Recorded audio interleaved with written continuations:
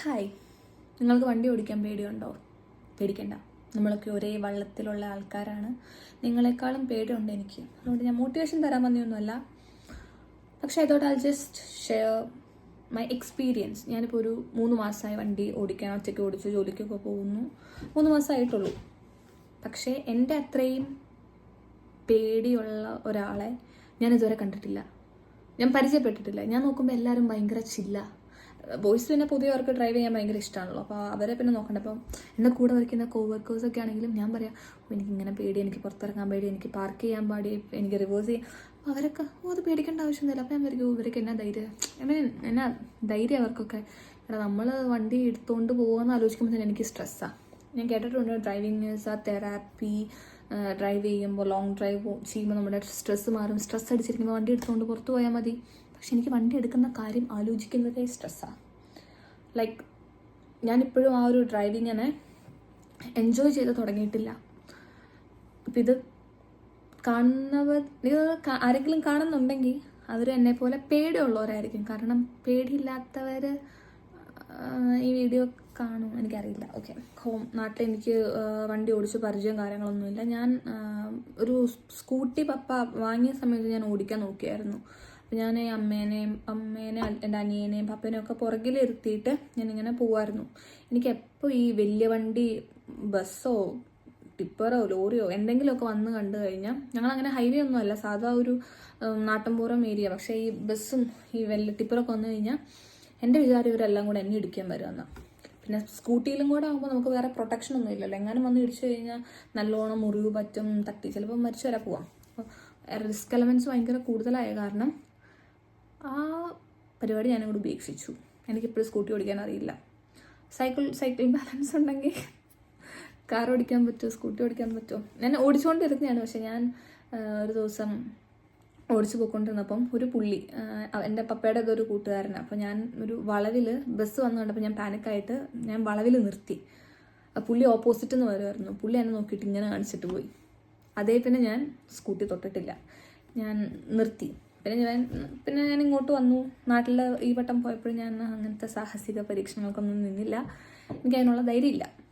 ഞാൻ ഒരിക്കലും കാർ ഓടിക്കും. അത് കേൾക്കുന്നവർക്ക് ഭയങ്കര സിമ്പിളായിരിക്കും.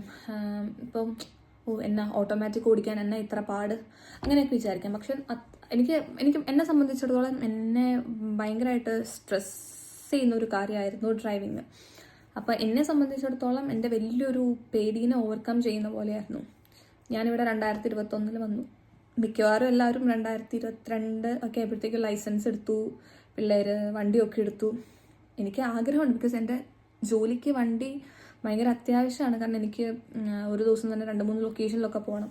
അപ്പോൾ ബസ്സിൽ കയറി പോകുന്നതിൽ ഇച്ചിരി ടാസ്ക്കാണ്. പക്ഷേ സ്റ്റിൽ എൻ്റെ പേടി കാരണം ഞാൻ വേണ്ട, ലൈസൻസ് വേണ്ട എന്ന് പറഞ്ഞിട്ട് തന്നെ ഇങ്ങനെ ഇരുന്നു. അങ്ങനെ അവസാനം ഒരു ഗതിയില്ലാതായപ്പോഴാണ് I thought I just driving ക്ലാസ്സിന് പോവാമെന്ന് വിചാരിച്ചത്. എനിക്ക് ലാസ്റ്റ് ഇയറൊക്കെ എനിക്ക് ഡ്രൈവിംഗ് ക്ലാസ്സിന് പോകാൻ എനിക്ക് ആരും നമ്പറൊക്കെ തന്നെ. പക്ഷേ ഞാൻ ഈ പേടി കാരണം ഞാൻ അവരെ കോൺടാക്ട് ചെയ്യോ, അടുത്ത വട്ടം ആവട്ടെ, അടുത്ത സമ്മർ ആവട്ടെ, അടുത്ത വിൻ്റർ ആവട്ടെ എന്നൊക്കെ പറഞ്ഞ് ഇങ്ങനെ പേടിച്ച് മാറ്റിയിരുന്നു. റോഡ് ടെസ്റ്റിനെ പറ്റി പറയാം. നമുക്ക് ആദ്യം ലേണേഴ്സ് ഉണ്ട്, G1, G2, G, ഇങ്ങനെ 3 ലെവലുണ്ട്. അപ്പോൾ G1 എന്ന് പറയുന്നത് ലേണേഴ്സാണ്. റിട്ടേൺ എക്സാം 20 മാർക്ക് എന്തോ, അതിൽ 16 എന്തോ വേണം പാസ്സാവാൻ. അപ്പോൾ അത് ഞാൻ 1 കൊല്ലം മുന്നേ പാസ്സായപ്പോൾ G1 എഴുതിയപ്പോൾ നമുക്ക് നാട്ടിൽ ഡ്രൈവിംഗ് എക്സ്പീരിയൻസ് ഒന്നും ഇല്ലെങ്കിൽ G1 എഴുതി 8 മാസം എന്തോ വെയിറ്റ് ചെയ്യണം നമുക്ക് G2 എഴുതണമെങ്കിൽ. അപ്പോൾ എനിക്ക് G2 എഴുതാനുള്ള സമയമൊക്കെ ആയി. അപ്പോൾ ഞാനിങ്ങനെ വെയിറ്റ് ചെയ്ത് നിൽക്കുമായിരുന്നു. അപ്പോൾ G2 ആണ് road test, first road test. അതിൽ നമുക്ക് എല്ലാ സാധനങ്ങളും ഉണ്ടാവും. പാരലൽ പാർക്കിംഗ്, റിവേഴ്സ് പാർക്കിംഗ്, പിന്നെ നമ്മൾ 60-ൻ്റെ റോഡിൽ ഓടിക്കും, റെസിഡൻഷ്യൽ ഏരിയ 40-ൻ്റെ റോഡിൽ ഓടിക്കും, ഫോർവേഡ് പാർക്കിംഗ്, അങ്ങനെ എല്ലാം ഇൻസ്ട്രക്ടറിന് എന്തൊക്കെയാണോ നമ്മളെ കൊണ്ട് ചെയ്യിപ്പിക്കാൻ തോന്നുന്നത് അതെല്ലാം ചെയ്യിപ്പിക്കും. പിന്നെ G ടെസ്റ്റാണ് മെയിൻ ടെസ്റ്റ്. അത് നമ്മൾ ഹൈവേയിലായിരിക്കും ഓടിക്കുക. അവിടെ മെർജിങ്, ലെയിൻ ചേഞ്ച്, G2-ൽ ലെയിൻ ചേഞ്ചും കാര്യങ്ങളൊക്കെ ഉണ്ട്. സോ ഫൈനലി എൻ്റെ വീട്ടിലെ ചേട്ടന്മാരെല്ലാവരും ഒരു വീട് മാറാൻ വേണ്ടി പ്ലാൻ ചെയ്തു. അപ്പം നോക്കുന്ന വീടൊക്കെ ബസ് സ്റ്റോപ്പിലോട്ട് ഒത്തിരി ദൂരമുണ്ട്. ഒത്തിരി 10 മിനിറ്റ് 20 മിനിറ്റൊക്കെ നടക്കണം. അപ്പോൾ വിൻ്റർ ആയിക്കഴിഞ്ഞാൽ പാടാണ്. നമുക്ക് 20 മിനിറ്റൊക്കെ നടന്ന് ബസ് സ്റ്റോപ്പിൽ തുഴഞ്ഞ് എത്തുമ്പോഴത്തേക്കും നല്ല സമയമാവും.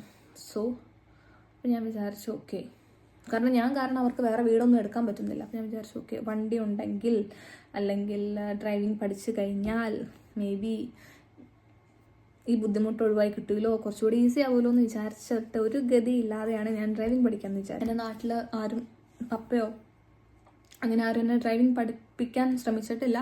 പക്ഷെ എനിക്കറിയാം ഭയങ്കര പേഷ്യൻ്റ് ആയിട്ടുള്ള ഒരാൾ വേണം എന്നെ ഡ്രൈവിംഗ് പഠിപ്പിക്കാൻ. കാരണം ഞാൻ ഭയങ്കര സെൻസിറ്റീവാണ്. ഞാൻ ചിലപ്പോൾ ഇങ്ങനെ ചീത്തയൊക്കെ പറഞ്ഞ കാര്യം ഞാനിവിടെ ഞാനിങ്ങനെ കുറേ എല്ലാവരോടും ചോദിക്കും ഈ പുള്ളി എങ്ങനെ ഉണ്ട് അങ്ങനെ ചോദിച്ച് ഞാൻ ഫൈനലി ഒരു ചേട്ടനെ കണ്ടുപിടിച്ചു, ഒരു ഡ്രൈവിംഗ് പഠിപ്പിക്കുന്ന, കുഴപ്പമില്ല എന്നൊക്കെ പറഞ്ഞിട്ട് ഞാനൊരു 10-15 ക്ലാസ്സിന് ഞാൻ പോയി.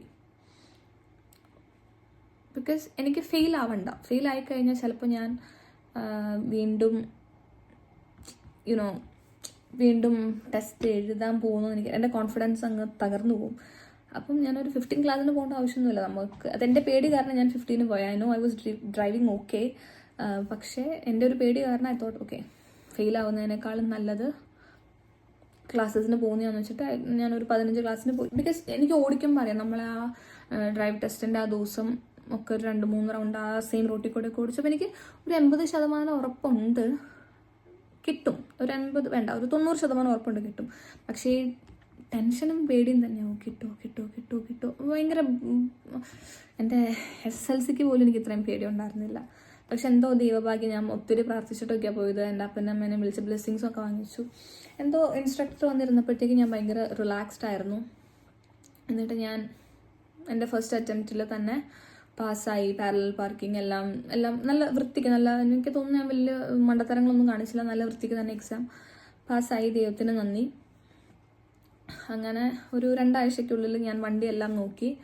അപ്പോൾ പുതിയ വണ്ടി വേണോ പഴയ വണ്ടി വേണോ എന്നൊക്കെ കൺഫ്യൂഷൻ ആയിരുന്നു. പിന്നെ ഞാനൊരു 2009 CRV എടുത്തു. കാരണം ബിഗിനർ അല്ലേ, പിന്നെ ഓടിച്ച് പഠിക്കുന്നേ അല്ലേ ഉള്ളൂ. അപ്പോൾ തട്ടുമുട്ടൊക്കെ ഉണ്ടാവുകയാണെങ്കിലും പുതിയ വണ്ടിയിൽ തട്ടിക്കഴിഞ്ഞാൽ നമുക്ക് ഭയങ്കര വിഷമമായിരിക്കുമല്ലോ. പിന്നെ അപ്പോഴത്തെ ഒരു ഫിനാൻഷ്യൽ സ്റ്റേറ്റസ് വെച്ചിട്ട് മതി, നമുക്ക് ഇൻഷുറൻസും എല്ലാം അഫോർഡ് ചെയ്യുന്ന രീതിയിൽ മതി എന്ന് പറഞ്ഞിട്ട് ഞാനൊരു വണ്ടി എടുത്തു. അപ്പം ഞാൻ പഠിച്ചതൊക്കെ സെഡാനിലാണ് ഞാൻ ഡ്രൈവിംഗ് ഒക്കെ പഠിച്ചത്. പക്ഷെ എനിക്കൊരു ആഗ്രഹം ഉണ്ടായിരുന്നു, വണ്ടി എടുക്കുവാണെങ്കിൽ ഒരു SUV എടുത്താൽ കൊള്ളാം. കാരണമൊന്നുമില്ല, ഒരു ഇതുണ്ടാവില്ല. ഞാൻ പണ്ട് ചെറുപ്പത്തിൽ പെരുമ്പാവൂർ അവിടെ എങ്ങാണ്ട്, അത് അന്ധകാലത്താട്ടോ, കുറേ നാളെ, കുറേ വർഷങ്ങൾക്ക് മുന്നേ ഒരു മുസ്ലിം ലേഡിയാണ്, പുള്ളിക്കാരി ഇനോവ ഓടിച്ചുകൊണ്ട് പോകുന്നുണ്ട്. അപ്പം അന്നെന്ന് പറയുമ്പം അധികം സ്ത്രീകളൊന്നും ഡ്രൈവ് ചെയ്യാത്തൊരു സമയമായിരുന്നു. അപ്പോൾ പുള്ളിക്കാരി ഇങ്ങനെ ഞാനിങ്ങനെ നോക്കി നിന്നു. ഓ പൊളി, ബാക്കിലെ ആൾക്കാരെയൊക്കെ ഇരുത്തിയിട്ട് ആൾ മറ്റേ തട്ടവും ഇതെല്ലാം ചുറ്റിയിട്ട് ഭയങ്കര സ്റ്റൈലായിട്ട് വണ്ടി ഓടിച്ചുകൊണ്ട് പോവുക, SUV. അപ്പോൾ എനിക്ക് അന്ന് ഭയങ്കര ആഗ്രഹമായിരുന്നു. അന്ന് പിന്നെ കുറച്ചും കൂടെ കംഫർട്ട് SUV ആണല്ലോ. പക്ഷെ എപ്പോഴും എനിക്ക് പേടിയായിരുന്നു. എൻ്റെ വിചാരം ഓക്കെ ഞാൻ പഠിച്ചത് സെഡാനിലാണ്, ഇനി SUV എടുത്തു കഴിഞ്ഞാൽ ബുദ്ധിമുട്ടായിരിക്കുമോ, ഓടിക്കാൻ പാടായിരിക്കുമോ, അങ്ങനെ കുറേ പേടിയുണ്ടായിരുന്നു. പിന്നെ ഫൈനലി ഞാൻ നോക്കി അവസാനം എനിക്കൊരു SUV തന്നെ കിട്ടി. അപ്പോൾ പിന്നെ ഓടിച്ചു നോക്കിയപ്പം ഞാൻ വിചാരിച്ച അത്ര ബുദ്ധിമുട്ടില്ല. പക്ഷേ ഞാൻ ഭയങ്കര പാർക്കിങ്ങൊക്കെ ഞാനിങ്ങനെ എനിക്കൊരു ഇതുണ്ടായിരുന്നു.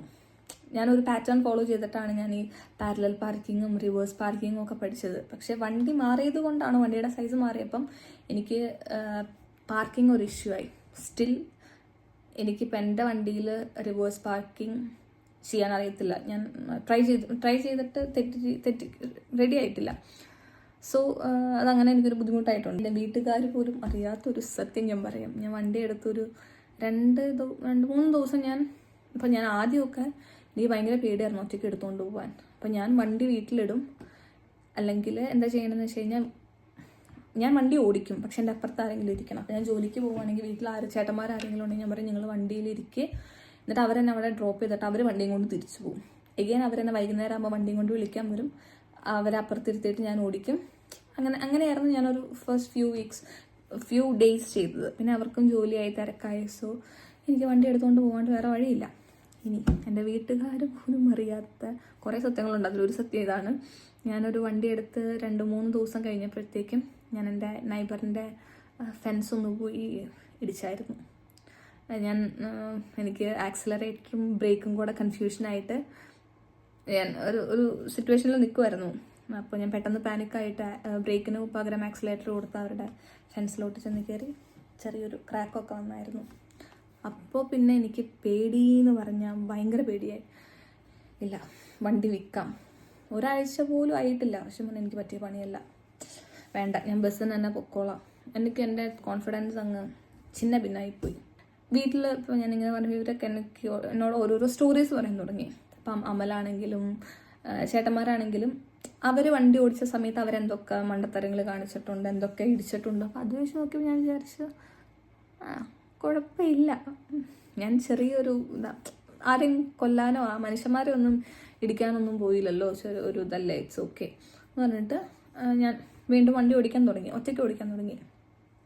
ഒറ്റയ്ക്ക് ഓടിക്കാൻ തുടങ്ങിയപ്പം ഞാനാണെങ്കിൽ പാട്ട് വയ്ക്കത്തില്ല. കാരണം എനിക്ക് ഒരു ഡിസ്ട്രാക്ഷൻസും പാടില്ല.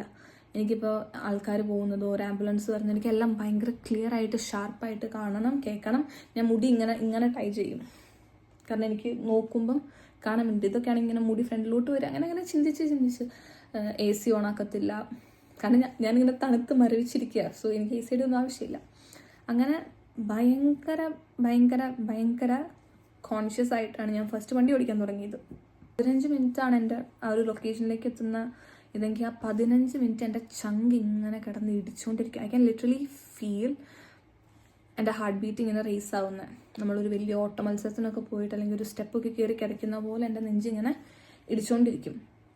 അത് പിന്നെ എൻ്റെ കൈ തണുത്തുറങ്ങി ഫ്രീസായിട്ടുണ്ടാവും ആ സ്ഥലത്ത് എത്തുന്നവരെ. ആൻഡ് മൈ മൗത്ത് മരവിച്ചിട്ടുണ്ടാവും. അപ്പോൾ ഏതാണ്ട് ഫ്രീസറിൽ ഇരുന്ന് മരവിച്ച് വണ്ടി ഓടിക്കുന്ന പോലെയായിരുന്നു. ആ സ്ഥലം എത്തുമ്പോഴത്തേക്കും ഞാനിങ്ങനെ എന്നെ കൂൾ ഡൗൺ ചെയ്ത് ഒരു 1-2 എനിക്കറിയില്ല എപ്പോഴാണ് ഞാൻ ആ ഒരു ഇത് മാറി കിട്ടിയെന്ന്. പക്ഷെ ഒരു 2-3 ആഴ്ച ഇങ്ങനെ തന്നെയായിരുന്നു. അത്രയും സ്ട്രെസ്ഫുള്ളായിരുന്നു എനിക്ക് വണ്ടി ഓടിക്കാൻ. വണ്ടി കയറി കഴിഞ്ഞാൽ ഈ മരവിച്ചിരുന്ന ഞാൻ വണ്ടി ഓടിക്കുന്നത്. അതിനിടയ്ക്ക് ആൾക്കാർ ഹോൺ അടിക്കുമ്പോൾ, കാരണം ഞാനൊക്കെ ഇപ്പം ഇവിടെ പറയുന്ന 50-ൻ്റെ റോഡിൽ 60-ൽ പോകണം. ഞാൻ 50-ൻ്റെ റോഡിൽ 50-ലേ പോവും. അപ്പം ചിലപ്പോൾ ബാക്കിലുള്ളവന് ദേഷ്യം വരും, ചിലപ്പോൾ ഹോൺ അടിക്കും. അപ്പോൾ അതൊക്കെ ഹോൺ അടിക്കുമ്പോൾ ഞാൻ വീണ്ടും പാനിക്കാവും. അപ്പം അങ്ങനെ കുറേ ബുദ്ധിമുട്ടുണ്ടായിരുന്നു. നാട്ടിൽ വെച്ച് കമ്പാരിറ്റീവ്ലി ഒത്തിരി ഈസിയാണ് ഇവിടെ വണ്ടി ഓടിക്കാൻ. കാരണം മിക്കവാറും എല്ലായിടത്തും ട്രാഫിക് സിഗ്നൽസ് എല്ലാം മുക്കിനുണ്ടാവും. പിന്നെ നമ്മളെ ആരും അങ്ങനെ ഓവർടേക്ക് ചെയ്യാനോ അങ്ങനെ. ഇവിടെ ഹോൺ അടിക്കുന്നത് തെറി പറയുന്ന പോലെയാണ്. നാട്ടിലിപ്പോൾ നമ്മൾ ഹായ് പറയാൻ ഹോൺ അടിക്കും, പൊക്കോളം നമ്മൾ ഹോൺ അടിക്കൽ, വളവിൽ ഹോൺ അടിക്കുക, അത് ഭയങ്കര കോമൺ. ഇവിടെ ഹോൺ അടിക്കുക എന്ന് പറഞ്ഞാൽ നമ്മൾ എന്തെങ്കിലും മിസ്റ്റേക്ക് ചെയ്തു അവർ തെറി പറയുന്ന പോലെയാണ് ഇവിടെ ഹോൺ അടിക്കുന്നത്. അപ്പോൾ പിന്നെ ഇവിടെ ഒരുവിധം എല്ലാ ആൾക്കാരും റൂൾസ് ഫോളോ ചെയ്യുന്ന ആൾക്കാരാണ്, സ്പീഡ് ലിമിറ്റും കാര്യങ്ങളും. അപ്പം പിന്നെ ഓട്ടോമാറ്റിക് ആണ് വണ്ടി. ഇപ്പോൾ കമ്പാരിറ്റീവ്ലി ഈസിയാണ്, നാട്ടിലെ വെച്ച് ഭയങ്കര ഈസിയാണ്. പക്ഷേ പേടി. അങ്ങനെ 1 മാസം കഴിഞ്ഞു, 2 മാസം കഴിഞ്ഞു. പിന്നെ എനിക്കുണ്ടായിരുന്ന ഒരു പ്രശ്നം പാർക്കിംഗ് ആയിരുന്നു. ഞാൻ ഭയങ്കര ഓവർ തിങ്കും കൂടെ ചെയ്യുന്ന ആളാണ്. അപ്പം ഞാനൊരു ലൊക്കേഷനിലേക്ക് ഇപ്പം ഫോർ എക്സാമ്പിൾ മക്ഡൊണാൾഡ്സിൽ പോവുകയാണെങ്കിൽ ഞാൻ മറ്റേ ഗൂഗിളിൽ സെർച്ച് ചെയ്യും അവിടെ പാർക്കിംഗ് ഉണ്ടോ, എത്ര പാർക്കിംഗ് ഉണ്ട്. എനിക്ക് 2 കാറിൻ്റെ നടുക്കൊക്കെ പോയി പാർക്ക് ചെയ്യാന്ന് പറഞ്ഞാൽ ഭയങ്കര ബുദ്ധിമുട്ട്, ഭയങ്കര പേടിയുള്ള കാര്യമായിരുന്നു.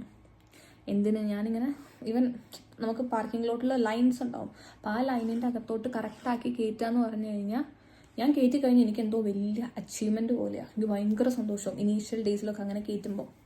അതായത് റിവേഴ്സ് പാർക്കിംഗ് ഒന്നും ചെയ്യേണ്ട, ഒറ്റ ഇതിൽ അങ്ങോട്ട് കയറ്റി കഴിഞ്ഞാൽ എനിക്ക് ഭയങ്കര സന്തോഷമായിരുന്നു. അപ്പോൾ ഞാനെപ്പോഴും കടയിൽ പോകാനൊക്കെ എനിക്ക് പേടിയാവും ഇനി പാർക്കിംഗ്. ഞാനപ്പം അടുത്തടുത്ത് ഇഷ്ടം പോലെ പാർക്കിംഗ് ഉണ്ടെങ്കിൽ ഞാൻ വണ്ടിയൊന്നും ഇല്ലാതെ അങ്ങ് അറ്റത്ത് പോയിട്ട് പാർക്ക് ചെയ്യുമായിരുന്നു. അത് ഭയങ്കര ഒരു കൺസേൺ ആയിരുന്നു പാർക്കിംഗ് എന്ന് പറയുന്നത്. പിന്നെ ലിറ്ററലി എല്ലായിടത്തും പോകുമ്പോൾ നോക്കും ഈ സ്ഥലത്ത് പാർക്കിംഗ് ഉണ്ടാവോ. പിന്നെ 2 വണ്ടികളുടെ ഇടയിൽ പാർക്ക് ചെയ്യുക, റിവേഴ്സ് പാർക്ക് ചെയ്യുക.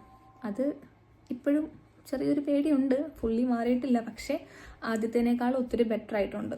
ഞാൻ പറഞ്ഞ പോലെ ഞാൻ ഇപ്പോഴും ഡ്രൈവിങ്ങിൻ്റെ പേടീനെ ഓവർകം ചെയ്തിട്ടില്ല. പക്ഷേ ആദ്യം ഇനീഷ്യൽ ഡേയ്സിലുണ്ടായിരുന്ന അത്രയും സ്ട്രെസ്ഫുള്ളായിട്ട് എനിക്കിപ്പോൾ ഡ്രൈവിംഗ് തോന്നുന്നില്ല. കാരണം ഇപ്പം എനിക്ക് ആ കയറിയിരുന്ന് മരവിക്കുന്ന ഇതൊക്കെ പോയി. ഇപ്പോൾ ഞാൻ പാട്ട് വയ്ക്കുന്നുണ്ട്, ഞാൻ ഷെയ്ഡ്സ് വെച്ച് ഓടിക്കുന്നുണ്ട്, ഞാൻ മുടി അഴിച്ചിടുന്നുണ്ട്. അതൊക്കെ എന്നെ ആദ്യം ഭയങ്കര കൺസേൺ ചെയ്ത കാര്യങ്ങളാണ്. പക്ഷെ ഇപ്പോൾ ഞാൻ നോർമലായിട്ട് ഞാൻ ചിരിക്കത്തില്ല, അത് ഇപ്പോഴും ചിരിക്കത്തില്ല. പക്ഷെ ഞാൻ ഭയങ്കര കോൺഷ്യസ് ആയിരിക്കും. അവിടെ നിന്ന് ദൂരെ നിന്നൊക്കെ ആംബുലൻസ്, ഞാൻ എപ്പോഴും മിറേഴ്സൊക്കെ എപ്പോഴും നോക്കി വാച്ച് ചെയ്തുകൊണ്ടിരിക്കും. അത് ആക്ച്വലി നല്ലൊരു കാര്യമാണ്. നമ്മൾ ഫോൺ നോക്കത്തില്ല. അത് ഇനീഷ്യൽ ഫേസിലായതുകൊണ്ടാണെന്ന് അറിയില്ല, ഞാൻ ഭയങ്കര എക്സ്ട്രാ കോഷ്യസ് ആണ്. പക്ഷേ ആദ്യം ഉണ്ടായിരുന്ന ആദ്യം ഞാൻ ഈ മരവിച്ചിരുന്ന അവസ്ഥയിൽ നിന്നൊക്കെ ഒത്തിരി ഒത്തിരി ഒത്തിരി റീകവർ ആയിട്ടുണ്ട്. ഇപ്പം എനിക്ക് ചിലപ്പം മുന്നേ ഞാൻ 2 വണ്ടിയുടെ നടുക്ക് ആണ് പാർക്കിംഗ് കിട്ടുന്നതെങ്കിൽ ഞാൻ ചിലപ്പോൾ ആ സ്ഥലത്ത് നിന്ന് പോകും, ഇവിടെ നിൽക്കണ്ടെന്ന് പറഞ്ഞു. പക്ഷെ ഇപ്പോൾ ഞാൻ ഇല്ല, ഐ ജസ്റ്റ് ട്രൈ. ആൻഡ് ഇപ്പം എനിക്ക് പാർക്കിംഗ് ഒക്കെ ചെയ്യാൻ പറ്റുന്നുണ്ട്. സോ ദ തിങ് ഇസ്, ഞാനിപ്പോഴും പറഞ്ഞു ഞാൻ ഓവർകം ചെയ്തിട്ടില്ല, but I feel a lot better now. ഈ ഒരു പൊട്ടൻഷ്യൽ എൻ്റെ ഉള്ളിൽ എപ്പോഴും ഉണ്ടായിരുന്നു. ഐ നോ എനിക്ക് വണ്ടി ഓടിക്കാൻ അറിയാം, അല്ലെങ്കിൽ എനിക്ക് ഫസ്റ്റ് ട്രയൽ തന്നെ കിട്ടത്തില്ലായിരുന്നു. പക്ഷെ എൻ്റെ പേടി കാരണം എനിക്ക് എന്നെ തന്നെ വിശ്വാസം ഉണ്ടായിരുന്നില്ല. എൻ്റെ ഉള്ളിൽ ആ പൊട്ടൻഷ്യൽ ഉണ്ടായിരുന്നെങ്കിലും എൻ്റെ പേടി കാരണം ഐ വാസ് ലൈക്ക്, എന്നെ കൊണ്ട് പറ്റത്തില്ല, അല്ലെങ്കിൽ ഞാനിതിൽ ഞാൻ തെറ്റ് ചെയ്തുകൊണ്ടേയിരിക്കും, അങ്ങനെ കുറേ ചിന്തകൾ. പക്ഷെ ഇപ്പം ഞാൻ റോഡിൽ ഇറങ്ങുന്നു, മണ്ടത്തരങ്ങൾ കാണിക്കുന്ന, ഇൻഡിക്കേറ്റർ ഇടാണ്ട് പോകുന്നവനും, ഓവർ സ്പീഡും ഓവർടേക്ക്, അങ്ങനെ കുറേ മണ്ടത്തരങ്ങൾ നമ്മൾ റോഡിൽ ഇങ്ങനെ കാണുമ്പോൾ നമ്മൾ വിചാരിക്കും, ഞാൻ ഇത്രയൊന്നും ചെയ്യുന്നില്ലല്ലോ. അപ്പോൾ എനിക്ക് ഇച്ചിരി കൂടെ ഒരു കോൺഫിഡൻസ് വരും. പിന്നെ ഞാൻ ഫോൺ നോക്കുന്നില്ല, ഞാൻ ഭയങ്കര കെയർഫുൾ ആണെന്ന് പറഞ്ഞിട്ട് I slowly started believing in myself.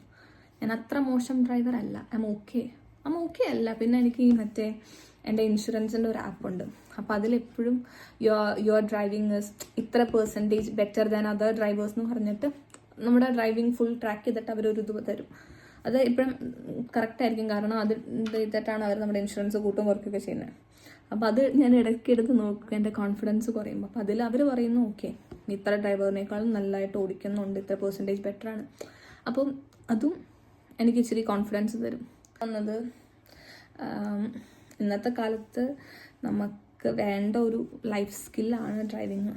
കുക്കിങ്ങൊക്കെ പോലെ തന്നെ ഭയങ്കര ഇമ്പോർട്ടൻ്റ് ആയിട്ടുള്ള ഒരു ലൈഫ് സ്കില്ലാണ് ഡ്രൈവിങ്. ഓടിക്കാൻ ഇഷ്ടമുള്ള ഒത്തിരി പേരുണ്ടാവും. ഞാൻ പറയുന്നത് എന്നെപ്പോലെ പേടിയുള്ളവർക്ക് വേണ്ടിയിട്ട്, എന്നെപ്പോലെ ഇത്രയും പേടി കാരണം ഇത് ഡ്രൈവിങ് പഠിക്കാൻ പോകാനോ അല്ലെങ്കിൽ ലൈസൻസ് എടുക്കാൻ പോകാനോ പറ്റാത്ത, അല്ലാണ്ട് ഇനി പേടി കാരണം ലൈസൻസ് എടുത്തിട്ട് ഓടിക്കാത്ത കുറേ ആൾക്കാരുണ്ട്. അങ്ങനെ ഒത്തിരി പേരെ എനിക്കറിയാം. ലൈസൻസ് ഉണ്ടോ, 4 വീലറിൻ്റെ ലൈസൻസ് ഉണ്ടോ, പക്ഷേ ഓടിക്കാറില്ല. അപ്പോൾ ട്രസ്റ്റ് മീ, നിങ്ങളെക്കാളും പേടിയുള്ള ആളാണ് ഞാൻ. ആൻഡ് കാനഡയിൽ ഞാൻ വണ്ടി ഓടിക്കുന്നുണ്ട്, നാട്ടിലോടിക്കാൻ അത് കുറച്ചും കൂടെ പാട്. പക്ഷേ ആ പൊട്ടൻഷ്യൽ നമ്മുടെ ഉള്ളിലുണ്ട്. ഈ പേടിയാണ് നമ്മൾ അതിൽ നിന്ന് പ്രിവെൻറ്റ് ചെയ്യുന്നത്. So once you start believing in yourself, you got this. അപ്പോൾ വണ്ടി ലൈസൻസ് എടുക്കാത്തവരൊക്കെ പോയി ലൈസൻസ് എടുക്കുക. ബിക്കോസ് ഇതൊരു ബേസിക് സ്കില്ലാണ്. അതുപോലെ തന്നെ എന്നെപ്പോലെ പേടിയൊക്കെ കാരണം ഓടിക്കാണ്ട് മാറിയിരുന്നവരൊക്കെ ജസ്റ്റ് മെല്ലെ മെല്ലെ ബേബി സ്റ്റെപ്സൊക്കെ വെച്ച് തുടങ്ങുക, നല്ല അടിപൊളിയാവും. പിന്നെ നമുക്ക് എപ്പോഴും വണ്ടി കയറിയിരിക്കുമ്പോൾ ഒരു കോൺഫിഡൻസ്. ഞാനിങ്ങനെ ഇടയ്ക്ക് എൻ്റെ വണ്ടി സൈസ് ഉണ്ടല്ലോ, ഇത്രയും വലിയ വണ്ടിയാണ് ഞാൻ ഓടിക്കുന്നത്, കൊള്ളാം. And I feel so proud of myself. അതുപോലെ you will also feel much better when you actually start doing things. നമ്മൾ ഒത്തിരി പേടി കാരണം പിന്നോട്ട് വലിക്കുന്നത്. അപ്പം നമുക്ക് നമ്മളോട് തന്നെ ഒരു അഭിമാനം തോന്നും. So it will be okay. അപ്പോൾ അത്രയേ ഉള്ളൂ. എല്ലാവരും വണ്ടിയൊക്കെ ഓടിക്കുക, അടിപൊളിയാക്കുക. അപ്പോൾ ബൈ.